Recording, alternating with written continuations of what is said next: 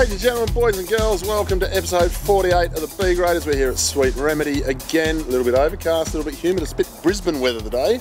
Singapore weather. Singapore weather? Good for me. Good for you? What's that? I'm going to Bintang next week. Oh, going to Bintang, going to ride Bintang. Going to Bintang. Drink some Bintang.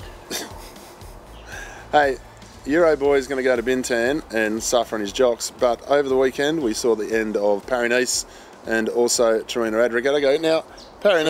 Adriatico? Tirreno Adriatico. Yeah, that one. That's the one I'm talking about. Paris is always known as the race to the sun. I don't know why, because I don't see too many episodes of it where it doesn't snow. Horrendous conditions. Even snowed in Nice. Snowed in Nice. Nice is not nice. It's quite unusual. But Soler from Movistar won Paris and a well-placed attack on the final stage. Mitchelton Scott, the Australian team, their good Australian boy Yates won a stage, a very good stage. Yeah, he's a good Australian boy from Northern England. Yeah, a good Australian boy from Northern England, and he won a very, very good stage, but he didn't have the legs on the final stage. Everyone's complaining that he ran out of teammates. Well, didn't go with the move and missed out. Soler won, very good things, you know. Bit more of a bike race. He's a skinny Spanish climber. He went up a hill pretty quickly. Did well. Yeah, I thought it was a bit more of a good bike race. In some years, the Pyrenees we've sort of seen a mini version of the Tour de France where the teams have gotten around to their riders and just sort of nullified the early season racing. But this one had more changes of leadership than you can possibly look at. And of course, Louis Leon Sanchez, he took the yellow jersey. Of course, he won the race 3 decades ago. He's almost our age. Almost. He's much better looking though. Tirreno Adriatico. Which is interesting because you say that Paris takes on a little bit more like the Tour of France. Mm-hmm. Most of the big stars went to Tirreno Adriatico this year. Yep. So it probably left Paris a little wider open. Well, one or two did go. Well, Poles went to Paris and fell off and broke his collarbone. He did, but that's only because Kwiatkowski and Froome went to Tirreno Adriatico. Froome. Rings a bell. Some guy. Kwiatkowski wins Tirreno. Yep, that was after training in the sno for Milan-San Remo, which he goes on to defend this weekend. We had Kittel getting 2 stages. Yep. Sagan got second on 3 stages. The other Yates boy won a stage. Yeah, won a very good stage. De facto West Australian Rowan Dennis. He won a stage, the last time trial. Mr. Melissa Hoskin, he missed a time trial. He won another time trial stage. So Rowan's shaping up to having a nice year. What a difference. Like, here's the thing. There's all this social media stuff that goes on by friends of ours. I must point out, by friends of ours. So I'm not about to take the mickey out of them, but everyone talking about racing is the best form of training. I'll tell you what. Matthew Heyman won Parabolica on Zwift. Rowan Dennis has started his season a little bit late, had a bit of a break because he went and got married. Peter Sagan started his season at Tour Down Under, then had a month off from racing and went training. Form seems to be quite okay. I don't know. I think the world might be changing. I think we need to go training a bit more. I think class is class, mate. And if you've got class, it shows through. This weekend, I think we've got... I know. We have Milan-San Remo, the first of the monuments, the longest monument at almost 300 kilometres.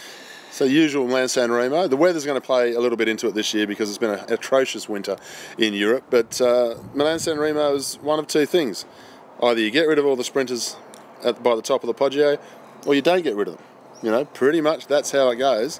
And we saw Kwiatkowski and Sagan and some bloke who ran third come to the finish last year, and Kwiatkowski got the result over Sagan, and he was whinging Sagan last year because Kwiatkowski stayed in the wheels and just got it on the line. But his name went in the history books, and he's been world road champion, and now he's a Tirreno Adriatico winner. Yeah. So he's in reasonable form. Look, there's a number of people who could win this.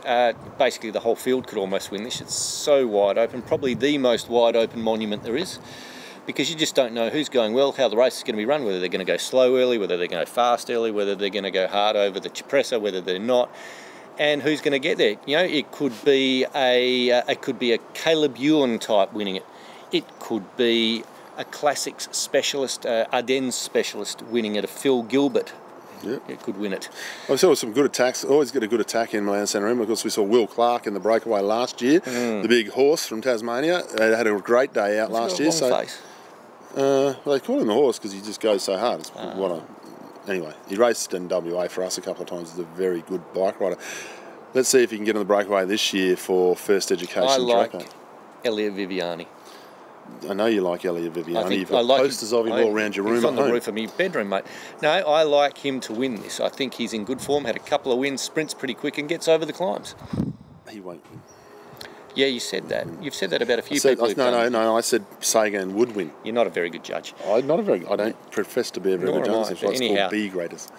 We're moving on to West Coast Masters last weekend at Bibra Lake. Luke Pledger took the chocolates. At Bibra Lake. Good field, good race. By all accounts. Numbers were a little bit down. There's a lot on that weekend. State Time Trial Championship out at Wandy, which was won by Alistair Caird from Conolay and Stu Helm. Triathletes taking over cycling. You also had the Ring Series. I don't know who won that. They never sent us the results. I know who won, but not because we got sent the results. Scott Sunderland won. Did he? And Daylight, yeah. I didn't stay for the end. No, he did. Daylight was second and third and fourth. And whoever was next got second place on the day. I can't remember who that was. Now we've been... It might have been Bryce Lanigan, actually. It was Bryce Lanigan, Australian Junior Criterium Champion, who's an absolute superstar, but Scott Sunderland sucked everyone's helmet off to win that one on the weekend. He is rather quick. He is rather quick, former world track champion. Now, West Coast Masters, we already mentioned, Luke Pledger winning last weekend. This weekend is the West Coast Masters Cycling Club Age Division Championships. Wangara. Free entry. If you're a member of the club, turn up, it's free entry. If you're not a member of the club, buy a licence and free entry. And you get a free entry. So free entry for the championship race. 10-year age gap, so it's 35 to 44, 45 to 54. All the women are in one race. I think they give separate medals. I might be lying. Not lying, but maybe just not correct. We're just uninformed. Yeah. Nick Cowie, thank you once again. Nick Cowie sends us photos all week long. Sends us the information from all the Peel District's Criterium series, because Peel Districts are having their own Criterium series, because they're a real racing club. Nick sends us through all the information, and he also gets it in the local rag down there. Now, we've been asking you for some time now to give us your feedback with regards to what it's going to take to get more women to race. Really interested in that. Matt1 at iinet.net.au. We have been contacted by Sam Bolton, who is the chairperson of the Women's Racing Commission, wanting to hear that feedback. Now, I've given a little bit of feedback from people who have spoken to me, but I've yet to receive an email from any of you good ladies who turn up to race, who would like to turn up to race, as to what would be the driving factor to make you race more or make you turn up to race at all, if indeed you don't. Please send us your feedback so we can pass that on to Sam. Then maybe something can happen. Maybe we can make some changes that allows it to be a more conducive environment for you all to turn up to race. All we want is for you all to race. We want more people racing, so it's more exciting, the competition gets better, and then the standard raises. Does it? Theoretically. Or you could just go and do Swift and win Parabolica. You could, like Matt Home, anyway. Exactly.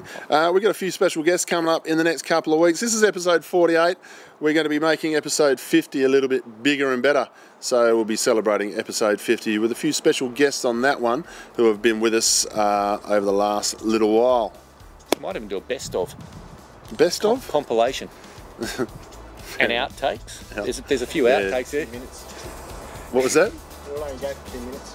Adam's bagging us. Yeah. Adam's bagging his own show. He is the producer, the director, the editor, the sound editor. He's also the sponsorship manager, which is why we don't make any money. Well done, Adam. Adam gets paid for 6 jobs. 6 times 0 is still 0. 0. Well done. Anyway, on that bombshell of a note, we'll see you next controversy? week. No controversy. I'm not a controversial person. No injunctions or nothing. Anyway, we'll talk about next week what goes on in the coming week. See you next week. Bye.